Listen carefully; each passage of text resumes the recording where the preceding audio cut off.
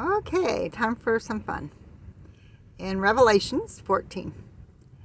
Then I looked, and behold a Lamb standing on Mount Zion, and with him 144,000, having his Father's name written on their foreheads. And I heard a voice from heaven, like the voice of many waters, and the voice of loud thunder. And I heard a sound of harpists playing their harps. They sang as it were a new song before the throne, before the four living creatures and the elders, and no one could learn that song except the 144,000 who were redeemed from the earth. These are the ones who are not defiled with women. Oh, for they are virgins. Oh, these are the ones redeemed from among men, being first fruits to God and the Lamb. Oh my goodness. Oh my goodness. Who likes men? Men like men so much. Because, like in Islam, it's women that get to be, with God.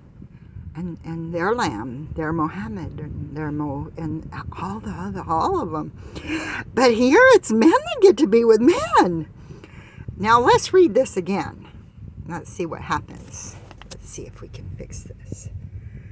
Then I looked, and behold a Lamb standing in Mount Zion, I would say, with her 144,000, having her mother's name written on their foreheads.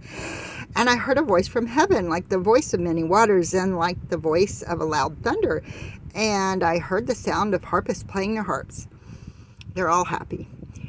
They sang as it were a new song before the throne, before the four living creatures and the elders, and no one could learn that song except the 144,000 who were redeemed from the earth. These are the ones who are not defiled with men's doctrines, for they are virgins.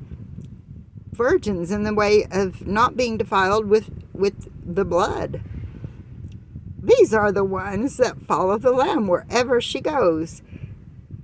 These were redeemed from among women, being firstfruits to God and the Lamb. And in their mouth was found no deceit, for they are without fault before the throne of Mother God. Then I saw another angel flying in the midst of heaven, having the everlasting gospel to preach to those who dwell on the earth, to every nation, tribe, tongue, and people, saying with a loud voice, Fear God and give glory to her, for the hour of her judgment has come, and worship her who made heaven and earth, the sea, and springs of water. And another angel following, saying, Babylon is fallen, that great city, because she has made all nations drunk of the wine of the wrath of her fornication. Yes, this is interesting.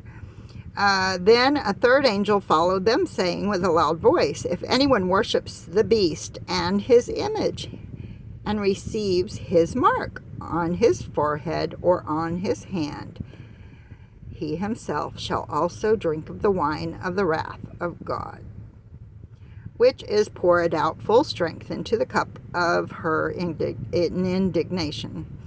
He shall be tormented with fire and brimstone in the presence of the holy angels and the presence of the Lamb. So he and she, because there's going to be, Babylon is filled with he's and she's. And the smoke of their torment ascended forever and ever. And they have no rest day or night, who worship the beast and his image, and whoever receives the mark of his name. Here is the patience of the saints. Here are those who keep the commandments of God and the faith of the Lamb, of her. Then I heard a voice from heaven saying to me, Write, blessed are the dead who die in... No, I don't think so. Uh,